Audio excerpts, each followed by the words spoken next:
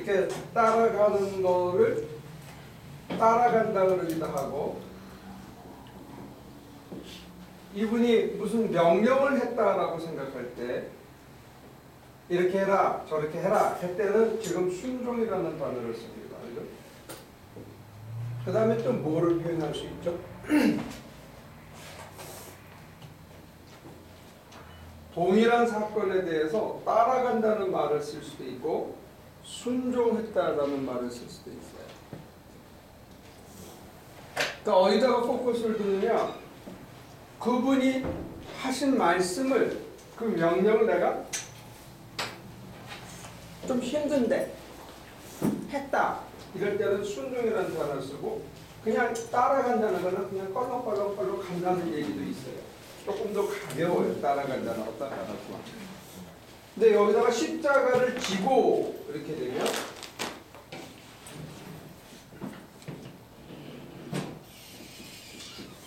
그 다음에 이 사람이 따라가기 위해서는 여기 이 뒤는 어떻게 해야 돼요? 이전에 줬던 거 버림, 내려놓음 이런 단어가 들어가죠. 동일한 사건이에요. 동일한 사건을 어디다가 포커스를 두느냐에 따라서 버린다, 쥐고 있던 것을 내려놓는다. 이 버린다 하는 거는 마음속에서 심정적으로 버리는 것도 있고, 실질적으로 물리적으로 모든 것을 배와 그물과 아버지를 버리는 것도 있어요. 근데 물리적으로는 버렸는데 심정적으로는 쥐고 갈 수 있어요. 그럴 때 쟁기를 메고 뒤를 돌아보는 자는 내게 합당치 않다 이렇게 얘기할 때 심정적으로는 아직 안 버린 게 있어요. 그리고 나는 버린 줄 알았는데 물리적으로 버렸고 심정적으로 버렸다고 생각했는데 저 깊은 곳에서 끈끈한 끈이 아직도 있던 경우도 있어요. 그래서 버린다는 것도 이게 계층이 있는 거예요. 이렇게 쭉. 그리고 나는 버렸다고 생각했는데 실제로 내 속에서는 안 버리고 지고 가는 것도 있고 붙들고 있는 것도 있어요. 그죠? 그래서 누군가가 불러서 내가 지금 따라가고 있는데 이 따라가는 것이 힘들고 어려울 때는 순종, 심지어는 복종이라는 단어도 써요. 근데 따라갈 때 예를 들어서 바울이나 아브라함 같은 분들이 따라갈 때 어떻게 따라갔다고요? 아브라함이 따라갈 때 어떻게 따라갔다?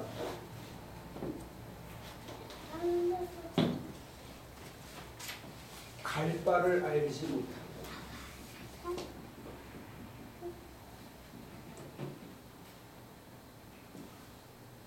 최종 목적지가 어딘지 모르고 갑니다. 최종 목적지가 모르는데 가끔 가다가 말씀을 주셔요. 이게 요즘 말로 치면 GPS입니다. 인생에 GPS가 있어서 그 다음에 ING이기 때문에 말씀이 계속 주어지는 거예요. 말씀이나 시그널이나 사인이나 표적이나 이런 것들이 주어지는 거예요. 그래서 그걸 따라서 점으로 가는 거예요. 그런 면에서는 이거는 전진이고 앞으로 나아가는 거예요. 따라서 버림이라는 단어와 나아간다는 단어, 사실은 이게 세상에서는 정반대인데 하나님과의 관계에서는 동일한 사건입니다. 버림과 나아가는. 그리고 이 끝을 우리가 여기서부터 시작되는 세상을 새 하늘과 새 땅이라 그런다면 상대적인 의미에서 우리는 어디에 살았냐면 세상에 살았다. 세상 풍조 속에서 살았다. 세상 풍조를 버리고 새 하늘과 새 땅을 향해서 전진하고 이것을 추구하는 거예요. 그래서 버린다는 게 아프고 힘들고 내려놓는다는 게 뭔가 손해보는 것 같기도 하지만 이걸 버려서 이걸 추구한다고 생각하면 이거는 동일한 사건이에요. 그러니까 어느 쪽에서 보느냐에 따라서 한 사람의 실존적으로 일어나는 일인데 신앙 안에서 일어나는 일을 이렇게 다양한 단어로 표현할 수 있다는 거예요. 그렇게 복잡하게 얘기했는지 몰라. 이게 다 동일한 사건인데. 그리고 철학적 신학자들은 또 뭐라고 얘기냐면 이걸 비존재라고 그래요. 실존 내지는. 이게 세상 풍조 속에서 살아가는 자기 허망 속에서, 허상 속에서, 허망 속에서 살아가는 거고, 이게 진정한 존재라는 거예요. 왜? 존재이신, being itself이신, 존재 그 자체이신 하나님과 하나를 이루기 위해서 하나님의 부르심을 받아서 가기 때문에 여기서 비존재를 넘어서 존재로 향해서 가는, 존재 자체를 향해서 가는 이걸 용기라고 그래요. 용기. 용기가 있어야 이렇게 갈 수가 있어요. 어떻게 보면 이게 정말 말장난 같아요. 근데 여러분들이 이 단어는 싫어하고 이 단어는 멋있게 생각해요. 이게 문화적인 편견이에요. 동일한 단어인데 한 사람의 상황을 그리고 있는 이걸 소위 아포패틱이라고 그러고 이걸 카타패틱이라고 그래요. 부정의 화법이고 이건 긍정의 화법인 것 차이밖에 없어요. 우리는 이거는 멋있어 보이고 이거는 힘들어해요.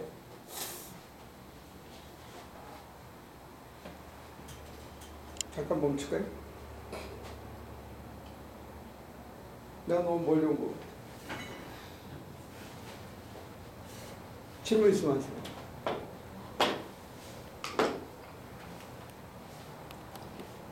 그럼 제가 거꾸로 여쭤볼게요. 이게 동일 사건을 가리키는 서로 다른 표현이라는 거는 이해가 됩니까? 내가 나갈 때 전진한다는 거는 현재 있는 것을 내려놓고 포기해야 가는 거잖아요. 그죠? 그래서 예수님 뭐라 그러냐면 두 가지를 말씀하셨는데 나를 위하여 밭이나 논이나 전토나 부모나 형제를 버리는 자는 이 생에서도 배로 받고 영원한 생명을 얻을 거다. 이런 얘기예요. 나를 위하여 밭이나 논이나 세상 것을 포기하고 나를 따라오는 자. 그에게는 상이 있다는 거예요. 두 번째는 뭐냐면 부모나 자식이나 형제나 자매보다 나보다 그들을 더 사랑하는 자는 내게 합당치 않다. 이런 얘기까지 해요. 성경에 그런 극단적인 얘기가 있어요. 현대 교인들한테는 잘 안 들려주는 얘기예요. 제가 처음에 신학교 갔을 때는 하여튼 귀에 못이 않도록 들었던 얘기예요. 그래서 막 신혼초인데 이 여자를 사랑하는 게 밤에 같이 자는 게 막 죄의식이 느껴질 정도로 세뇌가 됐었어요. 그래서 그것 때문에 선배들한테 물어보기도 했었어요. 근데 그때는 그걸 굉장히 강조하던 시기였어요. 근데 요즘은 그런 얘기 안 하잖아요. 그죠? 네 믿음대로 될지어다. 뭐 차고 흔들어 넘치게 해준다. 시작은 미약하나 끝날은 창백해 된다. 맨 이런 얘기만 들었는데 여러분들이 지금 성경에는 그런 얘기가 있어요. 그래서 콜링이라는 내가 기도 속에서 주님을 만나면 주님이 뭐라고 말씀하시거든요. 이걸 콜링이라고 그래요. 이걸 만남이라고 그러다 하고 만나면 주님과 내가 만나면 주님이 나한테 뭐라고 말씀을 하시는 거예요. 그 말씀이 내게 거룩한 부담감으로 찾아와요.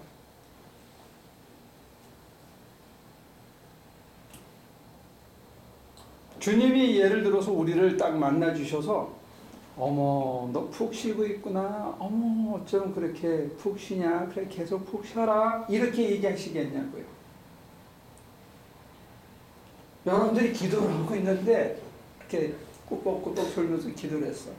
그럼 막 뭐 주세요 하고 뭐 간절하게 지금 너무 없어서 기도하는데 나타나셔가지고 아유 힘들지 그래 계속 푹 쉬어라 계속 쉬면 된다 그렇게 위로하시거나 아니면 어머 너한테 그게 필요해? 그래 여기 10만 불 있다 그렇게 응답하시고 그 다음에 안 나타나시겠다.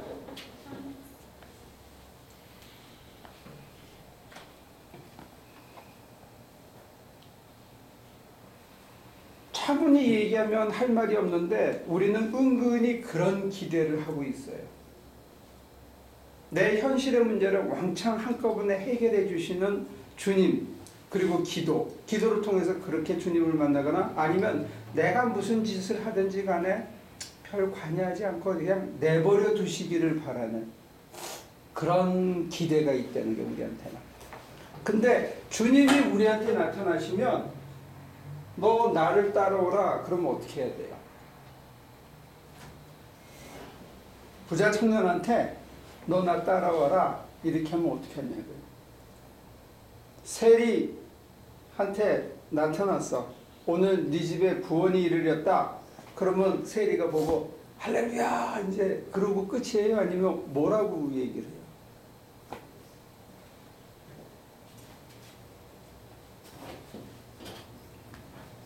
기본 성경 지식이 없으니까 성경 갖고 얘기를 하면 더 모르는 거예요.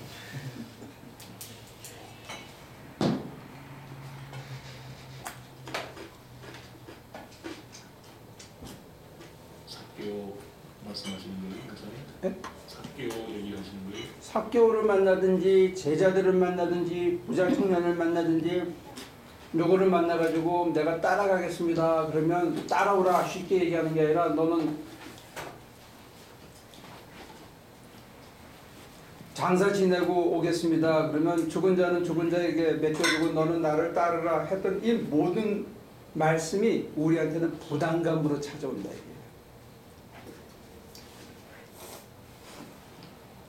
그래서 주님을 만나면 conversion experience를 하게 되는 거예요. 회개라는 게 따로 돌이킴이라는 게 삶의 방향이 전환되는 거예요. 대전환이 일어나는 거예요. 만난 속에서. 이걸 회개라고 부릅니다.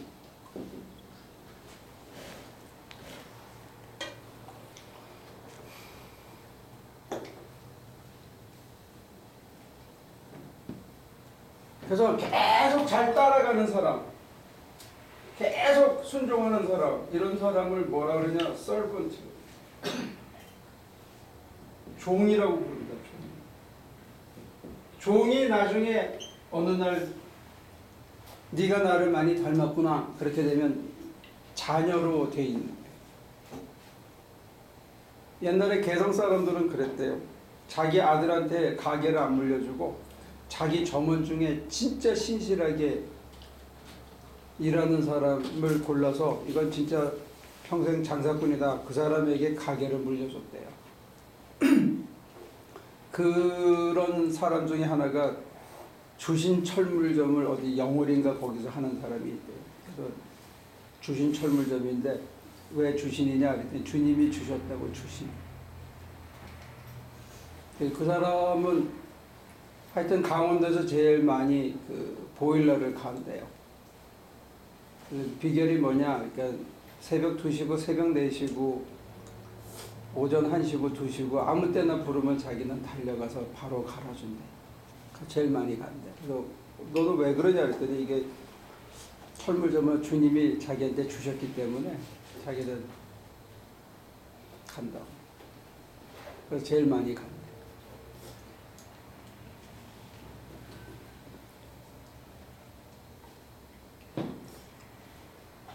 이 그림은 이해가 되나? 이 단어를 내가 너무 많이 써놨나? 따라가기 위해서는 뭔가 버려야 돼요. 포기하는 게 있어야 돼요.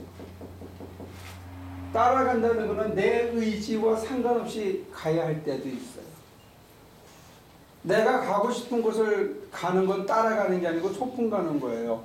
놀러 가는 거고. 근데 내가 가는 게 나중에 좋아서 그분의 뜻과 완전히 노는 거나 마찬가지가 되는 걸 화평이라고 부르고 사귐이라고 부르요. 주님과 만나서 주님과 사귀는 자리까지 들어가는 거예요. 그래서 하나를 잃으면 이때부터는 따라가는 게 아니고 즐기는 게 되게 돼요. 근데 거기에 이르기까지는 부모도 버리고 자식도 버리고 아내도 버리고 남편도 버리고 모든 것을 포기하는 심정적으로.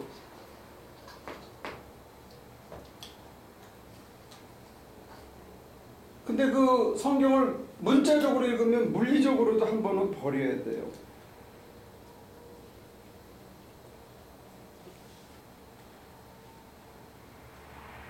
지금 목사님 말씀하신 거는 저 버림과 앞으로 나아감과 하나님의 만남이 거의 동시동작으로 이루어져야 한다라고 저한테는 들리는데요. 네. 만약에 그게 동시동작으로 안 이루어졌다는 것이 저한테 느껴지지 않으면 그것은 아직 순종하는 것이 아닌가요? 아직 만나지 않은 것일까요?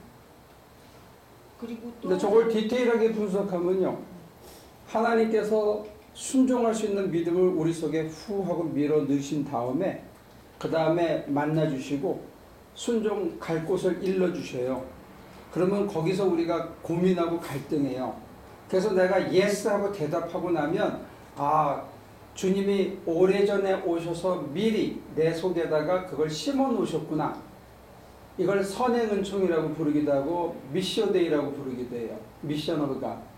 그래서 선교사들이 그런 보고를 해요. 내가 가보니까 사람의 마음밭을 주님께서 이미 읽어 놓으셨더라. 나는 한 게 별로 없는데 그들이 복음을 그냥 받아들이더라. 이거 다 주님께서 미리 하셨다. 이렇게 고백해요. 그게 뭐냐면 선행적으로 주님께서 미리 하셔서 내 마음을 줬는데 나한테 나타나셔서 얘기할 때 내가 여전히 과거의 끈에 매달려 있으면 내가 응답을 못하는 거예요. 근데 예스 하고 가다가 보면 아, 여호와의 이레를 발견하는 거예요. 그 가장 대표적인 예화가 뭐냐면 아브라함이 이삭을 바치는 장면. 네 아들 이삭을 모리아산에 바쳐라. 아들을 데리고 장작을 씌워서 자기가 가는데 올라가는데 이제 딱 죽이려고 그러니까 그 아이 손대지 마라. 그 아이는 내가 택한 아들이고 너를 이을 내 약속을 이어갈 아들이다 하고 얘기를 하시거든요. 그러면서 그 아들이 얼마나 소중한 아들인지 다시 컨펌을 하게 돼요. 근데 자기 마음속에서는 심정적으로 물리적으로 다 포기한 거예요. 근데 그러니까 멈추라 하고 그 다음에 가시덤불을 보니까 가시덤불에 한 마리 짐승이 퍼덕거리고 있어. 그래서 개를 잡아 바치는 거예요. 그게 대속이에요. 근데 그걸 여호와 이레라 그래요. 하나님께서 미리 준비하셨다. 그 선행은총이라 그러죠. 그러면 하나님께서는 치사하시잖아요. 우리를 테스트하잖아요.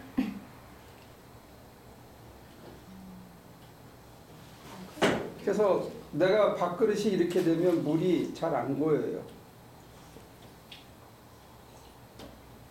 이렇게 되면 은총이 넘치게 받는데 내 속이 이렇게 삐다닥하게 있으면 은총이 안 담겨요.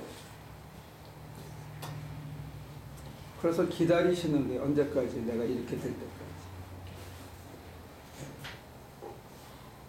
그래서 하나님은 거의 강권적으로 역사하지 않으셔요.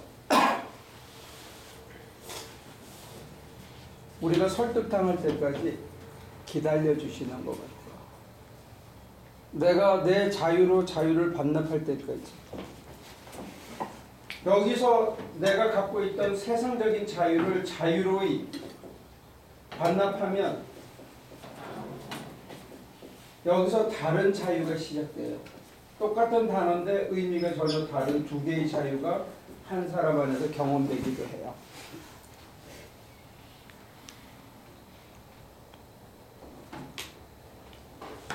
저는 여러분들이 이 자유를 누렸으면 좋겠다고 해서 이 자리에 앉아 있는 거예요. 자기 마음대로 하는 것 같은데 세상 풍조에 휩쓸려서 여기에 버리지 못하고 끈에 다 묶여서 사는 비자유를 자기 마음대로 하는 걸 자유라고 착각하는 거예요.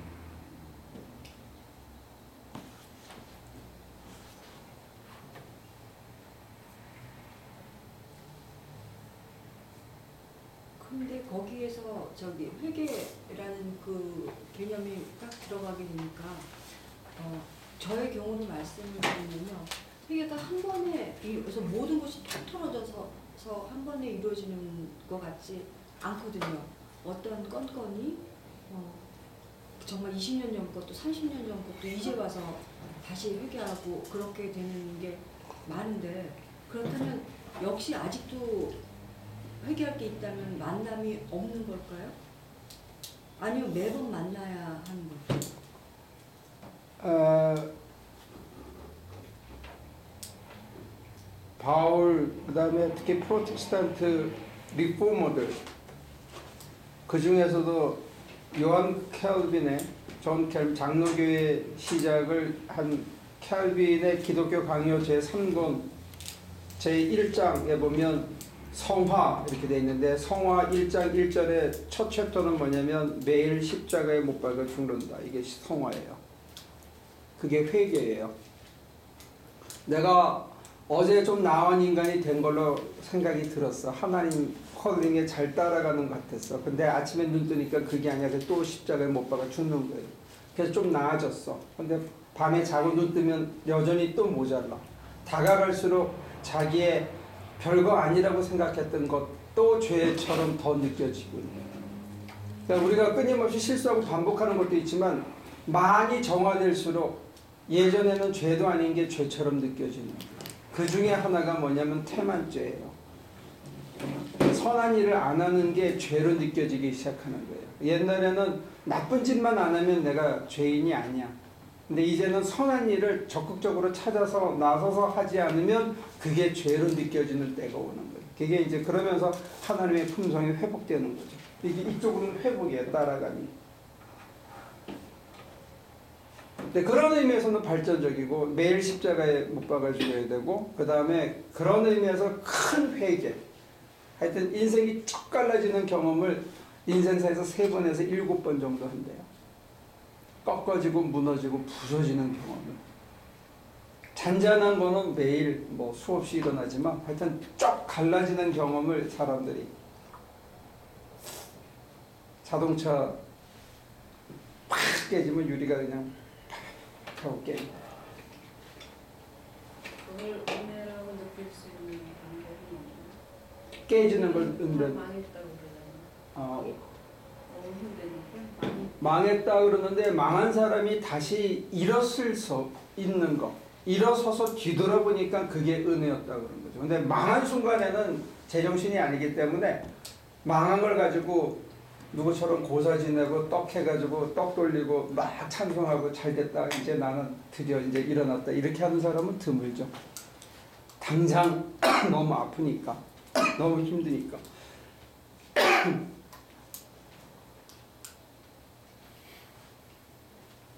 그러니까 그 부분에서 저는 하나님이 저를 저의 자유의지로 내 자유를 반납할 때까지 기다려주시는 게 아니고 그때 강권을 행하신 것 같다는 느낌이 드는 거예요. 제 자유의지로는 나 이거 너무 괴롭고 힘들고 안 하고 싶다는 생각이 강한데 이거는 너무 마음이 불편해. 이렇게 안 하고는 너무 불편해 하는 그쪽으로 끌어가시는 게 저는 굉장히 강권적으로 끌고 가신다는 생각이 들거든요. 뭐 강권적으로 가든 살짝 후 불어서 가든지 간에 하여튼 지선 씨가 예스라고 대답하는 게 필요하다. 강렬하게 느껴지든지 조금만 더 살까? 아니야. 일어나야 되나? 이렇게 하는 작은 결정이든지 간에 좌우장 내가 네 하고 따라가는 게 중요하다는 거예요. 우리 입장에서는. 눈 뜨고 앉아서 보면 하나님이 다 강권적으로 하신 거나 마찬가지구나. 이렇게 내가 고백할 수 있어도 그 순간에는 내가 예수님이 딱 나타나셔서 제자들 앞에 나를 따르라 했을 때 오는 그 충격과 그 흡인력이 크니까 벌떡 일어나 따라갔지만 그때 일어난 건 자기예요. 예수님의 제자들이 거지가 앉아 있었어. 3가지 옵션이 있어. 동전을 주고 가는 방법이 있고 그 다음에 거짓짓을 더 잘해서 돈을 쉽게 많이 구걸하는 법을 가르쳐 줄 수도 있고, 그 다음에 깡통을 차버리고 벌떡 일어나게 하는 방법이 있고. 여러분들은 세 가지 중에 뭘 원해요?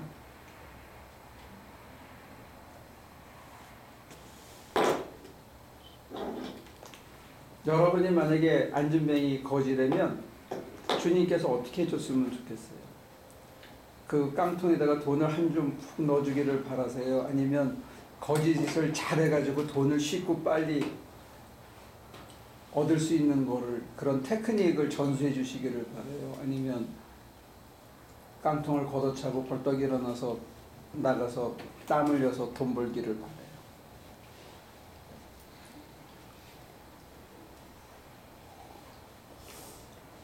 심정적으로는 세 번째지만 물리적으로 2번을 택할 것 같네요. 그 전설에 있어요. 그 거지가 나가서 일용 잡부로 일을 하는데 하루 종일 기다려도 일거리가 없어. 그래서 굶고, 또 나가서 어떤 날 일어났는데 아침부터 때학교 때서 하루 종일 일하면 하루 겨우 먹을 돈을 받아갖고 들어오거든. 그게 지쳤어. 삶에 지쳐가지고 어느 날 자기 집 뒤에다가 이렇게 넣어놨던 깡통하고 그 자리를 걸고 다시 성전 미문으로 돌아가는 그 전설에 있어요. 굉장히 시니컬하죠. 인간의 모습에 대해서 이렇게 시니컬하게 전설은 남겨 있어요. 우리는 예수를 믿으면서 두 번째를 기대해요. 그게 거지 동량이라고 그러니까 기분 나빠서 내가 체면에 그거 할 수 있냐 그러지만, 주님한테 구걸한다는 면에서는 같은 맥락에서 그렇게 할 수 있어요. 내가 일어나서 땀 흘려서 내 손으로 땀 흘리고 벌고 더 남는 것은 다른 사람 주고 하는 것이 주님이 우리에게 주시는 인간의 품격이다. 그렇게 받아들이기가 참 힘들어요.